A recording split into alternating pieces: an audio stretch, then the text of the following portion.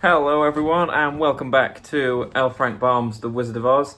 Today we're going to get right into it. Last time we left the gang, the three companions had gotten their gifts, and that Oz had flown away in his balloon, which had gone wrong, and they had begun to traipse across the desert, to work their way across the desert to find the mysterious Glinda.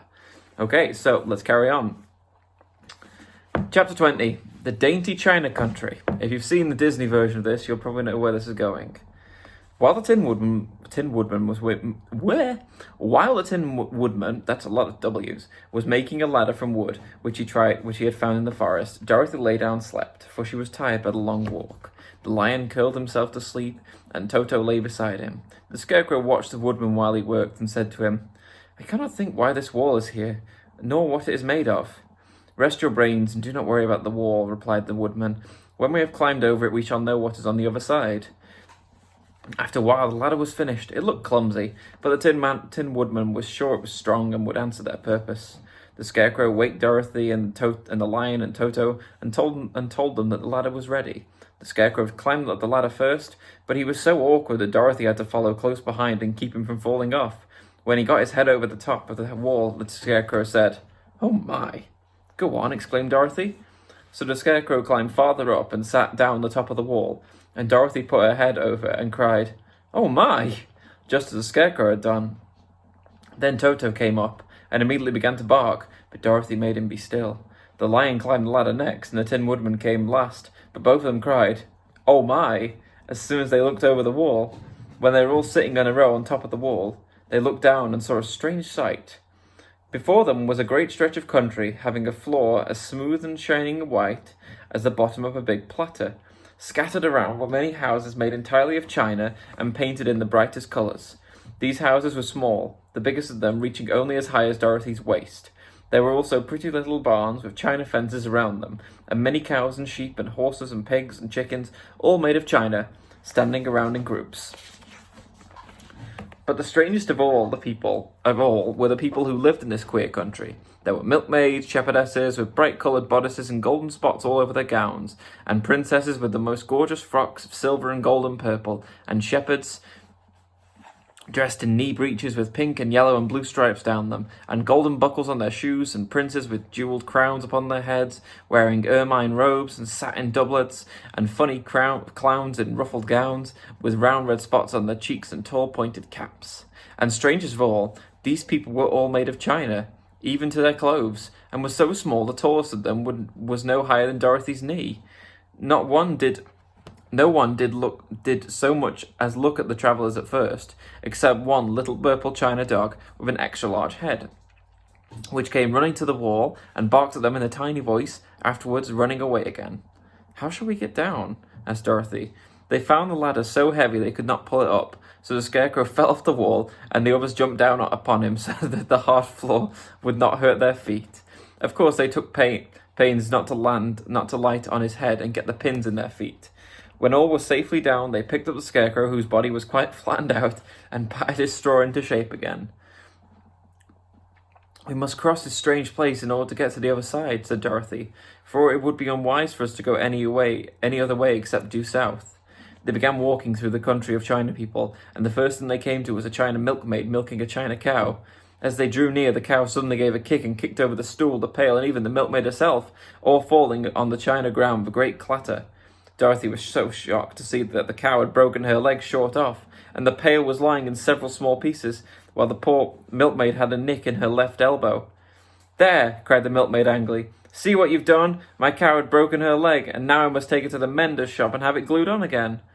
What do you mean by coming here and frightening my cow?" "I'm very sorry," Dorothy returned. "Please forgive us." But the pretty milkmaid was too vexed by it to make any answer. She picked up the leg sulkily and led the cow away, the poor animal limping on 3 legs. As she left them, the milkmaid cast many reproachful glances over her shoulder at the clumsy strangers, holding her nicked elbow close to her side. Dorothy was very grieved at this mishap. "You must be very careful," said the kind-hearted Woodman, "or we may hurt these pretty little people so that they will never get over it." A little farther on, Dorothy met a most beautifully dressed young princess who stopped short as she saw the strangers and started to run away. Dorothy wanted to see more of the princess, so she ran after her, but the China girl cried out, "Don't chase me, don't chase me!" She heard a little frightened voice that Dorothy stopped and said, "Why not?" "Because," answered the princess, also stopping a safe distance away, "if I run, I may fall down and break myself."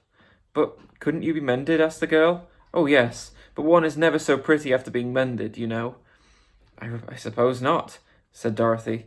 "Now there is Mr. Joker, one of our clowns. Now there is Mr. Joker, one of our clowns," continued the China lady, "who is always trying to stand on his head. He has broken himself so often that he is mended in 100 places, and doesn't look at all pretty. Here he comes now, so you can see for yourself."